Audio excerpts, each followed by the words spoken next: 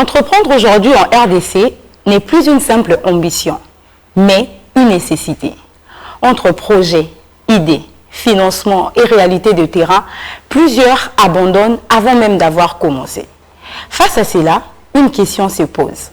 Comment transformer une simple idée en un projet rentable et durable dans un environnement aussi instable? Madame, Messieurs, dans ce nouveau numéro de Actu Business, je reçois pour vous un opérateur économique qui a su relever ces défis. Avec lui, nous allons décrypter les étapes clés pour construire un projet solide et même réussir dans un contexte congolais. Je reçois donc pour vous Flavien Tumbula Kiamou, qui est auteur de procédés techniques d'élaboration de projets d'investissement. Monsieur Flavien, bonjour et bienvenue. Bonjour Madame Jemima. Comment allez-vous? Oui, très bien. Alors, ça fait un moment, on dit souvent pour les entrepreneurs, les opérateurs économiques, quand les affaires évoluent, donc tout ça va, les affaires évoluent bien. Oh, très longtemps, tout ça évolue bien. On essaie un peu de s'adapter par rapport à l'évolution de l'environnement. Tu sais, les rôles aussi, et ce qui caractérise les entrepreneurs, okay, c'est aussi l'adaptation. Parce qu'il n'y a aucune activité qui garde les chiffres de manière constante, okay, et il faut savoir s'adapter à chaque situation. Donc ça va. Exactement, comme qui dirait, l'intelligence, c'est même la capacité de s'adapter à des situations nouvelles. Tout à fait. Alors, avant d'entrer dans les vifs de notre sujet, dans le train de jeu, je disais tantôt qu'aujourd'hui, entreprendre RDC n'était plus une simple ambition, mais ça s'apparente à une nécessité. Pourquoi donc? Bon, c'est vraiment une nécessité. Je peux dire qu'il y a plusieurs raisons. Il y a plusieurs raisons qui font en sorte que l'entreprendre devienne une nécessité. Parce que moi, même quand j'organise mes masterclass, j'encourage tout le monde à se lancer dans l'entrepreneuriat.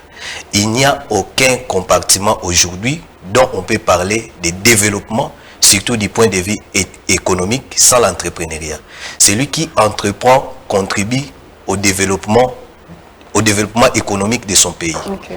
Il crée de l'emploi et lui-même devient autonome. C'est la raison, c'est même l'une des raisons pour laquelle j'encourage les gens à se lancer dans l'entrepreneuriat, quel que soit ce que vous gagnez aujourd'hui. Okay. Sachez-le qu'il y a un temps où vous n'aurez plus la force que vous avez aujourd'hui de travailler et vous serez nécessaire de vous lancer dans l'entrepreneuriat pour garantir votre avenir et l'avenir de votre postérité. Ça sera un peu comme une issue de secours, si on peut le dire ainsi, mais seulement on voit à Kinshasa l'essor entrepreneurial qui est vraiment remarquable, où c'est tout le monde aujourd'hui qui entreprend. Tout à fait. Est-ce une précipitation ou ça s'est fait de manière vraiment très calculée, selon le critère? Comment vous jugez cela? Bon, dans ces cas, je dirais que la volonté déjà n'est pas mauvaise, okay, mais ça doit être bien orienté pour permettre aux gens de réussir quand ils décident de se lancer dans l'entrepreneuriat. Parce que nous devons savoir que avoir la volonté de se lancer, c'est bien, mais ça ne suffit pas. Mais quand vous vous lancez, il faut qu'il y ait une garantie de réussir, okay, dans l'entrepreneuriat. Parce que tous les avantages que je viens de vous citer ici ne concernent que ceux qui réussissent. Alors qu'il y a d'autres personnes qui ne réussissent pas. Donc, raison pour laquelle j'ai dit que ça doit être bien encadré et bien orienté pour permettre aux gens de réussir. Et je voulais aussi souligner une chose, okay, par rapport à l'éveil de cette conscience entrepreneuriale aujourd'hui. Vous savez, notre marché est beaucoup plus dominé par les Libanais, les Chinois. Vous verrez, dans plusieurs secteurs, ce sont les étrangers qui dominent. J'avais même suivi, j'ai fait même des recherches, j'ai réalisé que même il n'y a aucune banque congolaise. Il n'y a aucune banque qui appartient à un Congolais. Vous voyez? Donc, cela prouve à suffisance que nous commençons à comprendre un peu à retard. Les gens qui nous dominent dans les marchés, ils ont eu à comprendre cet aspect dès les bas âges. Vous allez réaliser même dans leur pays, on enseigne l'entrepreneuriat dès les bas âges, même à partir... Il n'y a pas de retard en tout cas, vu que c'est déjà cet éveil s'y voit et même on remarque qu'il y a cet essor-là qui ne cesse d'accroître du jour au lendemain. Donc on espère qu'à l'horizon 2035, on peut espérer quelque chose en tout cas de bien. Alors rentrons dans le vif de notre sujet. Oui. Comme nous l'avons dit tantôt, aujourd'hui nous allons parler des enjeux, en tout cas des enjeux environnementaux pour un projet rentable. Déjà, pourquoi est-ce qu'on est obligé d'avoir un projet bien structuré pour que cela réussisse? Alors qu'on dit tantôt qu'il y a deux fois ceux-là qui se sont lancés par des clics et ça marchait. Très bien, très bonne question. Être obligé, c'est peut-être trop dire, mais c'est recommandé. C'est recommandé d'établir parce que vous ne pouvez pas laisser votre activité au hasard. Hein? La réussite de votre activité ne doit pas être fonction du hasard. Tu vois? Parce qu'il y a certaines personnes qui réussissent tout en se lançant par leur courage, mais ne sont pas nombreux. Si on calcule les pourcentages, ce sont les gens... le taux est vraiment minime. Oui, le taux est minime. Ce sont des cas rares. Okay. Ce sont les cas rares. Mais vous verrez, parmi ceux qui ne réussissent pas, l'une des raisons principales, c'est la manque de la préparation. C'est la manque de la préparation. Ils ne savaient pas c'est à quoi ils veulent affronter. Vous voyez, je donne un exemple. Un jour, quelqu'un est venu me voir. Il m'a dit d'acheter une voiture marque remorque. Donc, de Matadi à Kinshasa, j'aurai $1 500 par jour. On lui a donné l'information. Il n'a pas fait les études sur terrain. Directement, dans sa conscience, il dit que non, si j'ai ces montants pour acheter ce type de véhicule, chaque jour j'ai $1 500. Or, s'il passe par les études, parce que j'ai procédé même par poser des questions, j'ai réalisé que le prix n'était pas faux, mais quand j'ai commencé à lui poser des questions, un carburant que tu vas acheter par course, c'est combien? Il ne savait pas. Tu vois, tu vas faire les entretiens après combien de courses? Il ne savait pas. Donc il a juste réfléchi aux bénéfices. Oui. Donc on lui a juste flashé l'idée directement. Alors si vous commencez comme ça, dans l'entrepreneuriat, vous serez déçu par rapport à vos attentes. Vous voyez?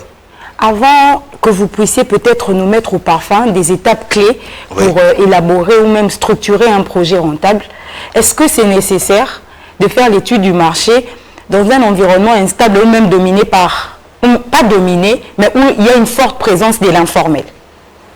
Très important. C'est vraiment important. Si je reviens dans l'exemple que j'étais en train de te donner, si la personne avait fait l'étude sur terrain, il allait remarquer que même la route, ce n'est pas possible de faire 3 courses dans 3 jours. Okay. Tu vois, s'il était passé sur le terrain, il allait réaliser les embouteillages. Tu vois, s'il était venu sur le terrain, il allait commencer par étudier même comment obtenir les marchés. Parce que la personne vous a flashé cela, il ne vous a pas dit comment est-ce qu'il gagne ces marchés. Tu vois, donc l'étude sur le terrain est vraiment très important. C'est même la recommandation que je donne à tout le monde qui me consulte dans ces domaines.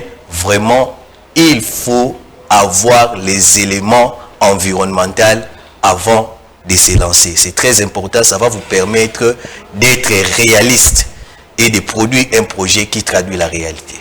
Alors, mesdames et messieurs, vous êtes à la maison.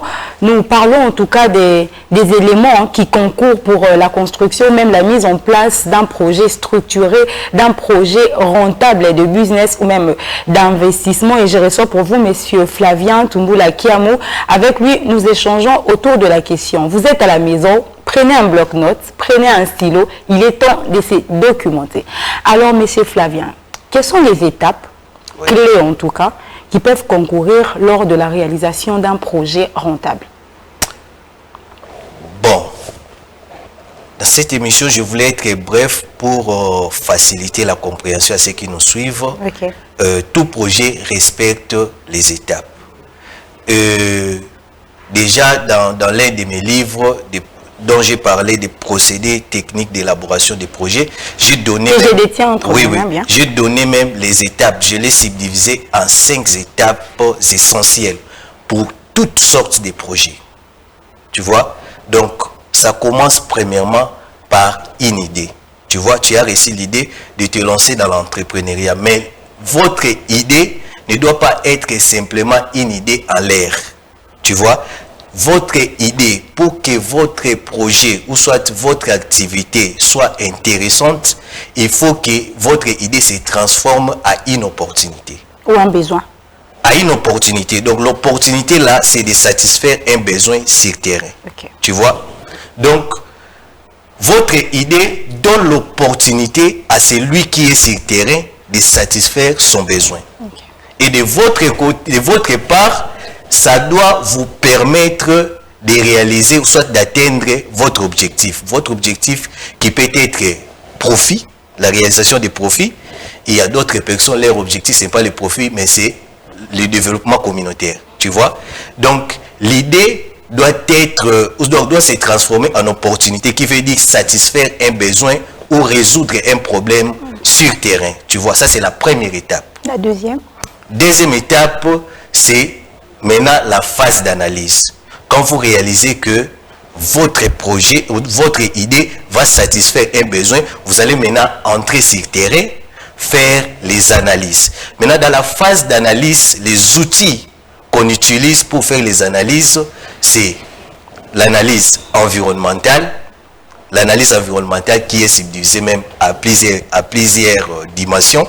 Il y a macro-environnement, il y a micro-environnement, qu'on appelle l'étude des marchés.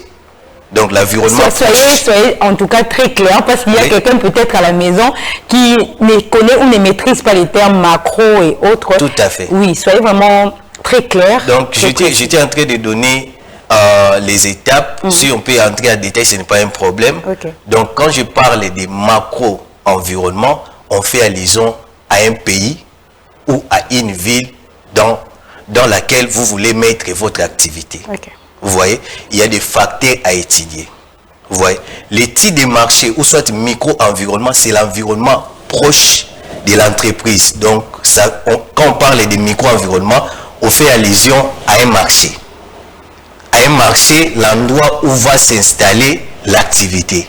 Et il y a des acteurs à analyser dans ce niveau-là de micro-environnement. Là, c'est dans le deuxième point. C'est dans le deuxième point. Troisième étape. On est toujours au niveau des phases d'analyse. Parce que, tu vois, pour les cas de projets sociaux, on peut se limiter au niveau de macro-environnement. Okay. Mais pour les projets rentables, comme c'est le cas de cette émission, donc vous allez, dans cette étape d'analyse, vous allez mettre en place des stratégies marketing qu'il faut pour attirer la clientèle. Parce que vous vous installez quelque part, qu'est-ce qui vous rassure que les clients vont venir? Et c'est ça l'une des erreurs que les gens commettent. Les entrepreneurs ont des secrets qui ne vous disent pas. Vous pouvez vous installer le premier jour comme ça, les clients ne viennent pas. Parce que vous-même, vous n'avez pas mis en place des stratégies qui vont vous permettre d'attirer la clientèle. Et c'est ce que nous appelons des stratégies marketing. Ça s'est fait dans la phase des analyses. Okay. Maintenant, après avoir fait des analyses sur le terrain, vous allez procéder à la formulation de votre projet. C'est à ce niveau qu'on fait la planification financière. C'est à ce niveau, les éléments que vous allez mettre dans la formulation. Fixer les temps. Pardon? Dans la troisième étape, c'est là où on doit fixer les temps. Tout à fait. Okay. Donc, on fait des projections. Okay. Nous, dans notre jargon, on l'appelle l'horizon économique. Tu vois? Donc, vous allez calculer même les critères de choix d'investissement. Pour les projets bancables, là, on va même plus loin. Parce que les banques, ou soit les institutions financières publiques, il y a même les canevas qui vous donnent. Nous avons besoin de savoir le seuil de rentabilité, par exemple. Nous avons besoin de savoir où calculer les taux de remboursement. Donc, tous ces éléments interviennent au niveau de la formulation. Ça, c'est la troisième étape. Et après avoir formulé votre projet, vous réalisez que le projet est rentable. Par là, vous allez passer à la mise en place. Ça, c'est la quatrième étape.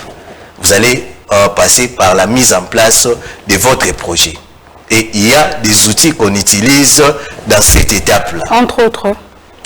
Chronogramme des activités. Okay. C'est un tableau qui vous permet de savoir les timings pour l'accomplissement de chaque tâche. Tu vois? Donc, si tu as ton chronogramme des activités déjà établi lors des formulations, pendant la mise en place de votre projet, vous saurez à l'installation de mon bâtiment sera de telle période à telle période. Je vais faire le recrutement de telle période à telle période. J'aurai les documents administratifs de telle période à telle période. Donc là, c'est bien structuré. Vous saurez même la date à laquelle vous allez démarrer les activités. Et cinquième et dernière étape, c'est l'évaluation. Okay. Ça, c'est après avoir mis en place votre projet. Vous allez maintenant vérifier les prévisions et la réalisation sur terrain. C'est ça l'évaluation que vous allez faire. À vous entendre, ces critériums, c'est pour un projet énorme. Je parle par exemple d'un jeune entrepreneur qui souhaiterait se lancer, mais pas pour un projet de cette envergure peut-être. Est-ce qu'il n'y a pas un critérium qu'on peut peut-être dénommer raccourci et à la longue, voir comment l'entreprise ou même l'activité évolue et ensuite peut-être atteindre cette formulation ou même cette élaboration? Très bien, très bien. Là, j'ai donné les étapes. Tu verras même quand j'enseigne, soit quand j'organise mes masterclass, ce genre de questions m'arrivent toujours. Et je leur dis toujours, ça, on explique d'une manière générale. Mais quand vous allez commencer à mettre en place votre projet, vous allez prendre que les éléments susceptibles d'avoir de l'influence dans votre projet. Tu vois, ce n'est pas important de tenir compte de tous les éléments que j'ai parlé, mais c'est important de tenir compte de la procédure. C'est la procédure qui est importante. Mais les éléments qu'on donne dans chaque étape dépendent d'une activité à une autre. Dépend aussi de la taille d'activité à une autre. Alors, à vous entendre, pour dénicher une opportunité, cela dépend de l'environnement local ou comment? Si on doit prendre les contextes congolais. Oui. Pour dénicher une vraie opportunité rentable, puisque à longtemps, vous avez dit tantôt, il y a des ceux-là qui commencent, tu t'étais dit, ok, j'ai quand même étudié les milieux, mais après, il y a des couacs. Une opportunité, même une bonne opportunité, dépend d'un environnement quelconque? Ça dépend d'un environnement à un autre. Donc, quand j'ai déjà parlé de la satisfaction des besoins, vous verrez que la satisfaction, je peux dire comment, les besoins se diffèrent d'un milieu à un autre. Tu vois, une activité qui réussit par exemple à Gombe ne peut pas réussir partout. Une activité qui réussit en Côte d'Ivoire ne va pas réussir forcément au Congo.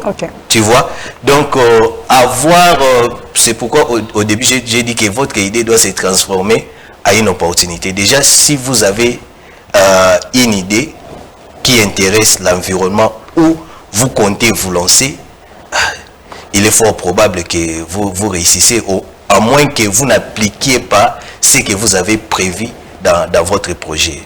Donc, à l'économie, on dit toute chose restante est égale par ailleurs. Tu vois? Donc, il y a toujours ces pourcentages-là minimes de, je peux dire comment, ces pourcentages-là minimes non pris en compte. Tu vois? Qui peut arriver, on parle même en termes de catastrophes naturelles, on ne les prévoit pas souvent. Tu vois? On ne les prévoit pas souvent. Mais si on reste... Donc, si on peut les calculer ou même voir comment les éviter. Oui, on peut voir comment l'éviter si, par exemple, il y a eu déjà ce genre d'événements dans cet endroit où vous comptez vous installer. Il y a possibilité de les prévoir dans le projet. Mais il y a des événements qui arrivent pour la première fois.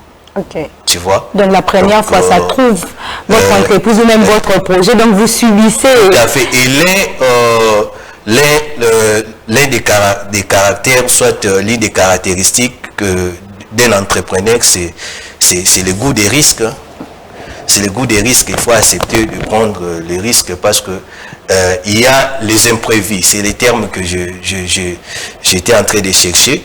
Tu peux commander les marchandises de l'extérieur, arriver comme ça, le bateau fait naufrage. Okay. Tu vois, ça n'a pas vraiment lien à votre projet. C'est pas lié à votre projet.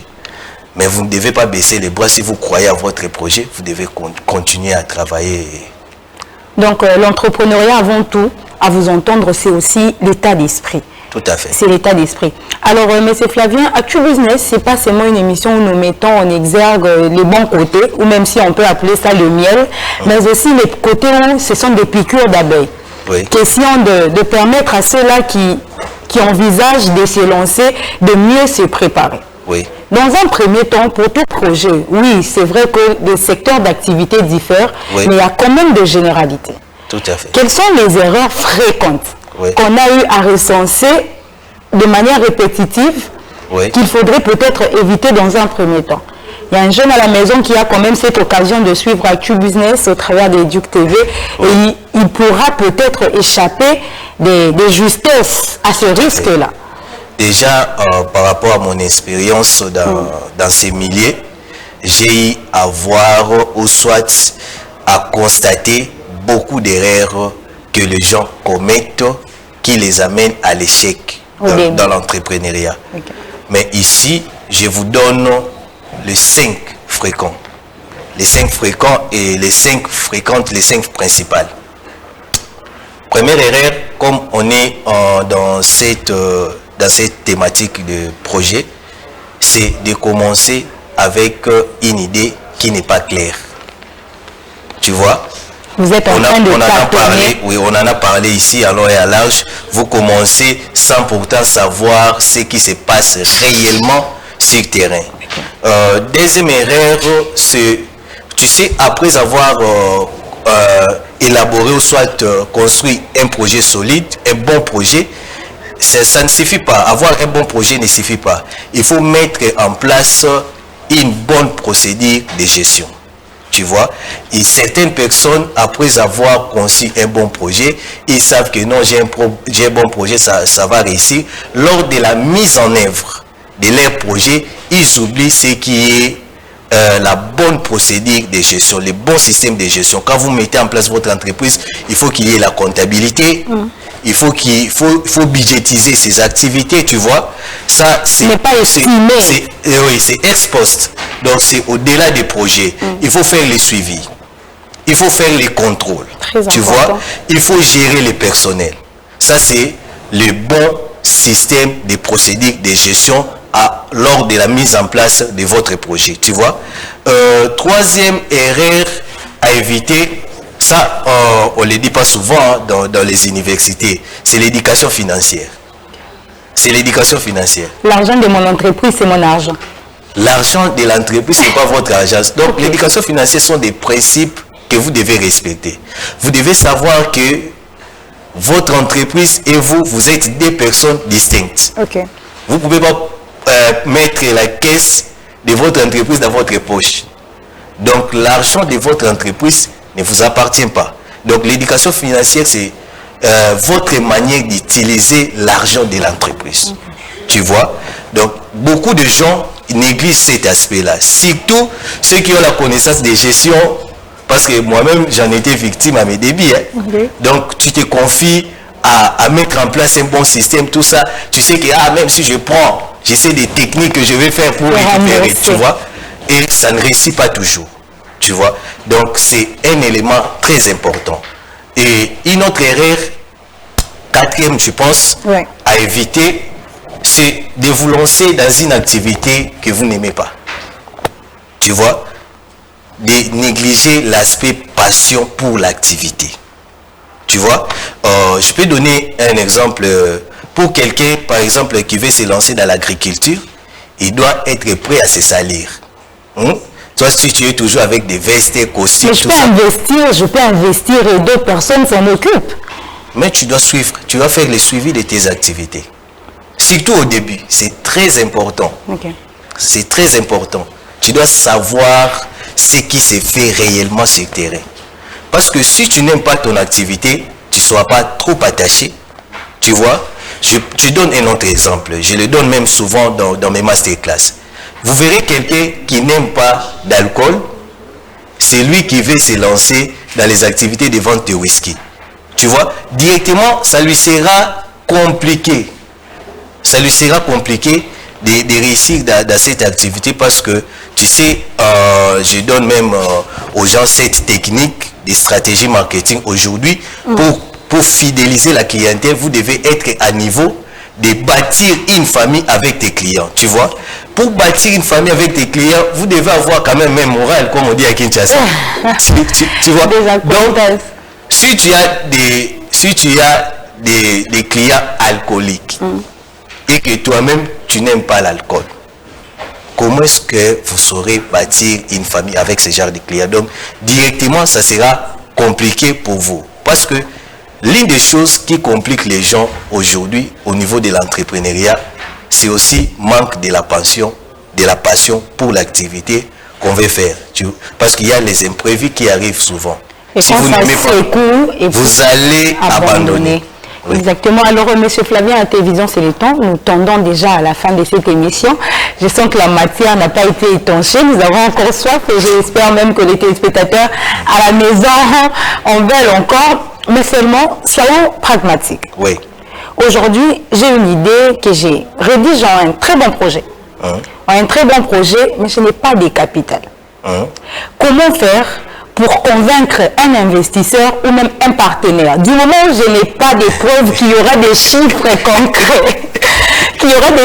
concrets, et moi j'ai ces projets-là, je sais dans mon cœur avec ferveur que non, ces projets très rentables, j'ai respecté les procédures, j'ai respecté les étapes et autres. Comment convaincre? Il y a vraiment des téléspectateurs à la maison qui attendent cette astuce-là pour pouvoir peut-être débaucher des partenaires, même des investisseurs et lancer leurs projets. Parce que les idées ne manquent pas ici. C'est vraiment le problème de la jeunesse aujourd'hui. Comment ça? Je vous dis, quand on parle de l'entrepreneuriat devant les jeunes, cette question ne manque pas. Mais comment parler d'entrepreneuriat sans je vais vous dire de la même manière que je réponds aux jeunes. Tu sais, il n'y a aucune institution financière qui peut faire confiance à celui qui n'a pas encore fait ses preuves. Okay. Donc déjà, dans cet aspect-là, vous n'avez aucune garantie. Vous n'avez pas encore fait vos preuves sur terrain. Chiffres, il n'y a pas de chiffres. Vous n'avez pas encore fait vos preuves sur terrain. Vous avez un bon projet. Mais vous avez un bon projet. Tu attends.